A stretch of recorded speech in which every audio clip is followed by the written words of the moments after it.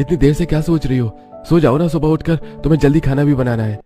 अमित की बात सुनकर राधिका सो जाती है और सुबह जल्दी उठकर खेत से पालक लेकर आती है। ठंड से कांपते हुए उसे ठंडे पानी से धोती है और फिर पालक की सब्जी बनाती है। राधिका के ससुराल वाले काफी ज्यादा कंजूस थे, इसीलिए वो हर वक्त पालक ही खाया करते थे। कुछ दिन बीत जाते हैं। राधिका अब काफी उदास रहने लगी थी। उसे अपने मायके की याद आती है।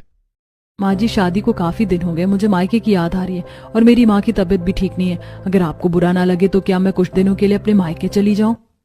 राधिका को परेशान देखकर उसकी सास मायके जाने के लिए हाँ कह देती है।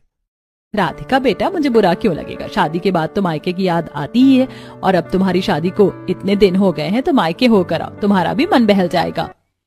ठीक है माँ जी, मैं जल्दी से अपना सामान पैक कर लेती हूँ। आप अमित जी से कह दीजिए, वो मुझे मेरे मायके छोड़ देंगे। राधिका अपना बैग पैक करती है और अपने मायके जाने के लिए तैयार हो जाती है। अमित राधिका को ले जाकर उसके मायके छोड़ आता है। राधिका को अचानक घर पर देखकर रेखा हैरान हो जाती है। अरे राधिका बेटा, यहाँ कैसे आना हुआ? तुमने आने से पहले मुझे कोई खबर भी नहीं दी।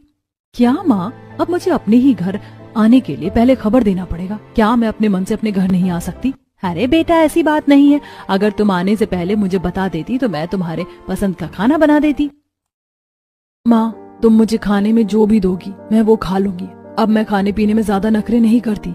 क्या बात है बेटा, सब ठीक तो है ना? तुम मुझे काफी परेशान लग रही हो। अपनी माँ के ऐसे पूछने पर राधिका का दर्द फूट पड़ता है और वो रोते हुए कहती है। माँ, आपने मेरी शादी कैसे पागल परिवार में कर दी? ये लोग हर वक्त पालक खाते रहते हैं। दिन में 3 बार पालक की दाल, पालक की रोटी और पालक की सब्जी खाते हैं। पालक खा खा कर मेरा दिमाग खराब हो गया है। मुझे तो हर जगह पालक ही दिखाई देता है, यहाँ तक कि अब पालक भूत की तरह मेरे सामने भी नजर आता है। अब तो मुझे पालक के नाम से ही चिढ़ मचने लगी है। भला इतना ज्यादा पालक कौन खाता है? मेरी बेटी जो पहले साग सब्जियों को हाथ तक नहीं लगाती थी, उसे हर वक्त पालक ही खाना पड़ता है। राधिका को इतना परेशान देखकर रेखा जी भी बहुत उदास हो जाती है। राधिका, मैंने सोचा था तुम्हारा इतने अच्छे घर से रिश्ता आया है तो तुम ससुराल जाकर खुश रहोगी। मेरे ससुराल वाले बहुत अच्छे, मुझसे प्यार भी करते हैं, बस वो रोज रोज पालक खाते हैं।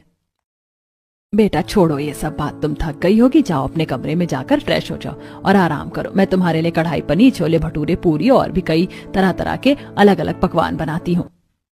रेखा रसोई में जाती है और खाने में हर वो चीज बनाती है जो राधिका को पसंद थी। खासकर पुलाव बनाती है। राधिका जब इतने सारे अलग अलग तरह के पकवान देखती है तो उसकी आंखों में आंसू आ जाते हैं और वो जल्दी जल्दी खाना खाना शुरू कर देती है।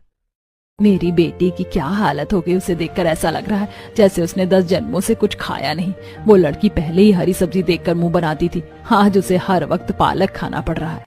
हाँ, हरी सब्जियां खाना अच्छा होता है, लेकिन इतना ज्यादा पालक कौन खाता है? रेखा अपने